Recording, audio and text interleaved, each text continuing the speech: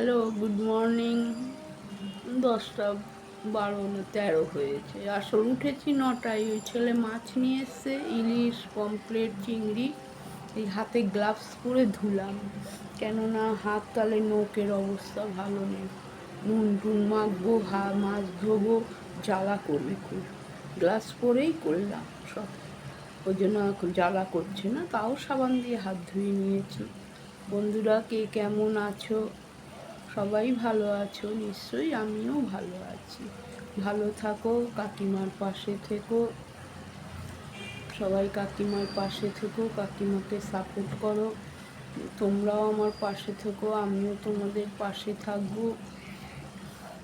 এইভাবে দেখতে থাকো। চা বসিয়ে এসেছি, এমনি দাঁতটা মাজলাম, চা বসালাম। আছে তো মোটে পোকা খেয়ে খেয়ে 4-5টা দাঁত আছে।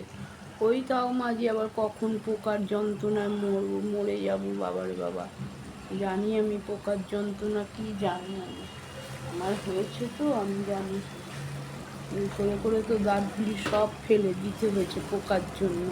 আর বড় হয়ে পড়েছে না, ওই জন্য। আর ছোটোবেলায় পড়তো তো ঠিক ছিল। কতদিন ধরে দিই না, 3-4 সপ্তাহ হলো কালো। আর ছেলেরা বলে দিয়ে মা কি হবে, সেই তো চুল সাদা বেরিয়ে যাবে, তারপরে শ্যাম্পু, কোন শ্যাম্পু ব্যবহার করব ভগবান জানে। ওই জন্য আরও চুল কালো হয়ে যায়, এই সাদা হয়ে যায়। আমি তো ইয়েটা মাখি, সানসিল্ক হলুদটা, ইয়েলো কালারেরটা মাখি। ভাবছি এবার ক্লিনিক প্লাসটা মাখবো। থাকো বন্ধুরা সঙ্গে। যাই, এটাকে দেখে আসি। চাটাকে পাউরুটি আনতে পাঠিয়েছি, দেখি তারপরে রুটি করব। আর বাচ্চাটার জন্য একটা চিকেনের লেগ পিস আনতে বলেছি। ও আবার রবিবার হলেই, সানডে হলেই ওর চিকেন চাই। এমনি দিন তুমি মাছ দাও ঠিক আছে, কিন্তু সানডে হলে চিকেন। আমাদের তো অত কেউ মাংস ওরা খায় না, আমাদের সবাই মাছের পোকা, মাছ খেতে ভালোবাসে আমাদের সবাই। থাকো সঙ্গে তোমরা।